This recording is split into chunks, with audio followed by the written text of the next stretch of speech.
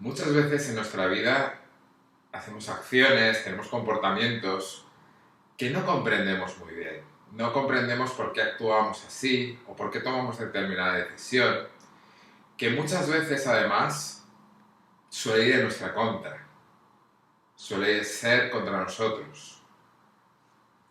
Es que somos seres humanos y como seres humanos somos seres complicados, seres que tienen su complejidad biológica, que tenemos nuestro sistema de funcionamiento que ni siquiera la ciencia ha sido capaz de desentrañar del todo.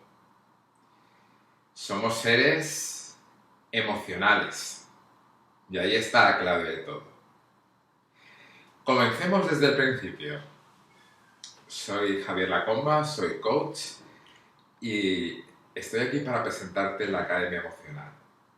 La Academia Emocional es el lugar donde vas a aprender a identificar y a gestionar tus emociones, para que esas emociones trabajen contigo y no contra ti. Pero como decía, empecemos desde el principio. ¿Qué son las emociones? Aunque al principio,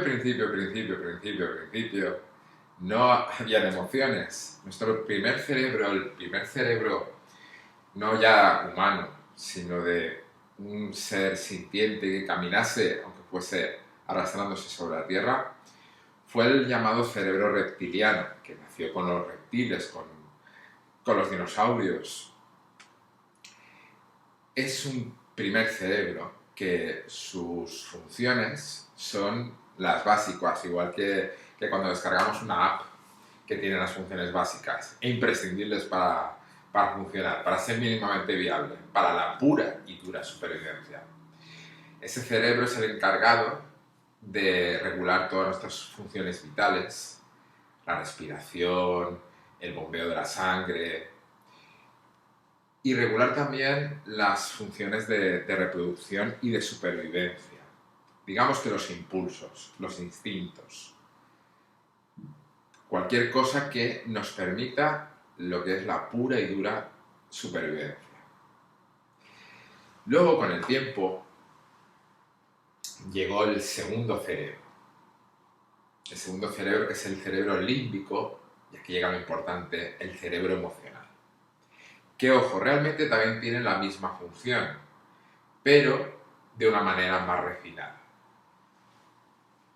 Lo que hace el cerebro emocional es crear realmente un sistema mucho más efectivo, que va más allá del instinto, un sistema mucho más efectivo de alertas, de premios y castigos. Lo que hace es reaccionar dándonos esos premios, esos castigos, manejando, digamos, la química de nuestro organismo, reaccionar ante estímulos externos.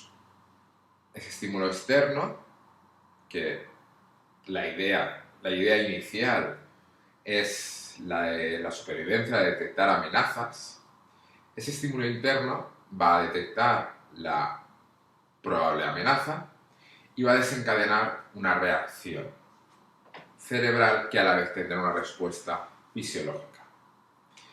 Y es, por ejemplo, la emoción más primaria, que es el miedo. Ese miedo desencadena esa respuesta que nos permite, a su vez, reaccionar. Reaccionar mediante la lucha o mediante la huida, pero al fin y al cuentas reaccionar. Y luego esos dos cerebros, por cierto, están en lo que sería el sustrato más inconsciente, más que trabaja siempre de fondo.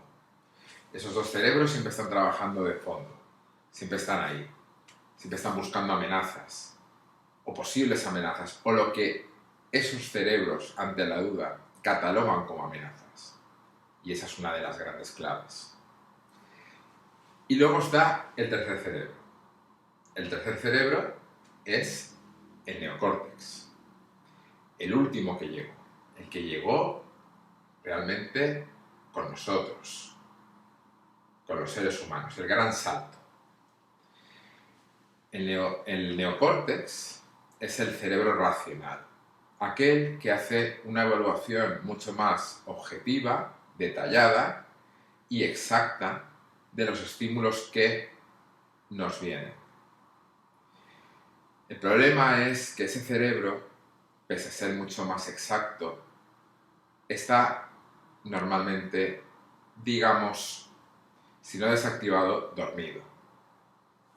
Necesitamos centrarnos en él para que ese cerebro reaccione. Y cuando recibe los mismos estímulos que reciben los otros dos cerebros, lo hacen, aunque lo hagan de forma mucho más detallada, lo hacen mucho más tarde. Con lo cual, cuando él reacciona, a lo mejor los otros ya han reaccionado por él. Lo han dejado en un segundo plano, lo han dejado relegado. Han dejado que esté ahí, que no se entere, y ellos ya han actuado por su cuenta. Entonces, es cuando actuamos impulsivamente, cuando reaccionamos de manera brusca, cuando somos reactivos. Eso es porque los que han tomado el control, pese a que a lo mejor no era una amenaza real, no era desde luego una amenaza para nuestra supervivencia, los que han tomado el control, porque siempre están ahí en guardia permanente, son esos cerebros, el cerebro más primitivo, ese cerebro reptiliano y el cerebro límbico emocional. Mientras que el otro estaba dormido y no se han preocupado de despertarlo. Y cuando ya al final se ha despertado, ya era demasiado tarde. Así pues, ¿qué son las emociones realmente? Las emociones son esa información que, digamos, el cerebro genera para responder al estímulo. Crea una unidad de información y esa información hace que reaccionemos de alguna manera. Si vemos un león, nuestro cerebro más primitivo va a reaccionar, nuestro cerebro emocional va a mandar una señal al cerebro que va a desencadenar una reacción física. Esa información la traen esos mensajeros que son las emociones. Realmente, más que la información, son los mensajeros de esa información. Esa información al cerebro de que tiene que actuar, de que tiene que reaccionar. Si es un estímulo que se considera negativo o que puede afectar a nuestra supervivencia, va a generar miedo, va a generar esa emoción, ese mensajero va a ser esa emoción y ese mensajero va a llevar un mensaje muy claro. El miedo implica reacción o implica huida. Implica lucha, huida o lo que viene a ser también una huida, que es la parálisis para pasar desapercibido. Y por lo tanto, intentar asegurar esa supervivencia. ¿Qué ocurre? Que eso sobre el papel estaba muy bien cuando nos enfrentábamos contra peligros reales, cuando realmente en el presente siempre teníamos peligros que sí que podían afectar a nuestra supervivencia. Pero el problema llega cuando hay un momento en el cual esa función se sobrepasa. Esa función, al no haber realmente peligros graves para nuestra supervivencia en el presente, o no suele haberlos, en ese momento lo que hace es que una parte de nosotros que precisamente los animales no tienen, que es poder situarse, poder visualizarse en el futuro, ¿vale? Nos va creando nuevas amenazas que pueden llegar en un futuro, o amenazas que no lo son tanto, sino que realmente son estímulos que nuestro cerebro lo que está haciendo es percibirlos como posibles amenazas. Claro, al ocurrir eso, tenemos una sobreexcitación de esos dos cerebros, que además, como decía antes, están actuando de forma continua. Al estar actuando de forma continua, siempre están trabajando.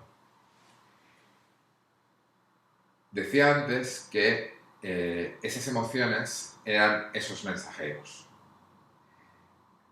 Pero lo que hace que esos impulsos nosotros los podamos entender, que nosotros podamos calificarlos como huye, reacciona, haz esto, haz lo otro, corre, son los pensamientos.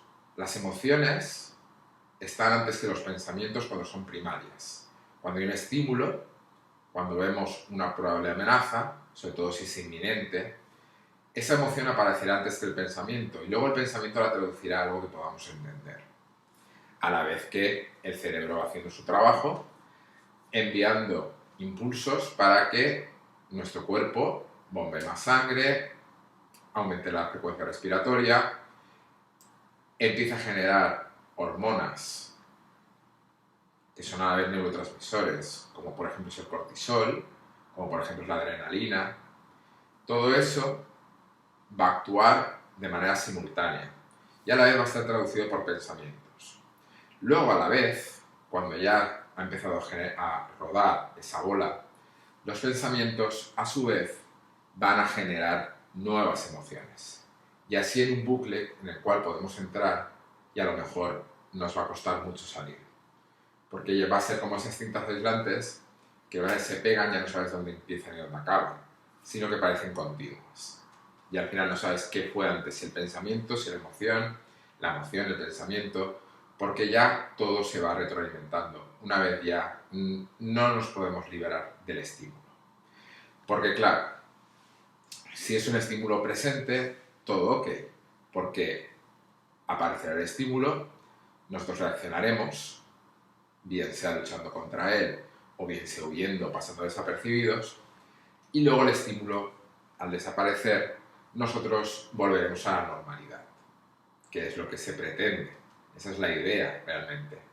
Que haya un préstamo a corto plazo de un desgaste del cuerpo que responda al estímulo y por lo tanto asegure nuestra supervivencia. Pero claro, como nosotros tenemos la capacidad humana de proyección hacia el futuro, de proyección hacia el pasado, de ver amenazas que no lo son, o que no lo son para nuestra supervivencia, es cuando tenemos el problema. Cuando pueden aparecer esas emociones, esa materia prima que antes era el miedo a algo concreto, se convierte en una ansiedad, en un miedo hacia el futuro, hacia lo que pueda venir. La tristeza se cronifica, se convierte en depresión, porque no somos capaces de soltar esas emociones que el inconsciente va generando de manera continua.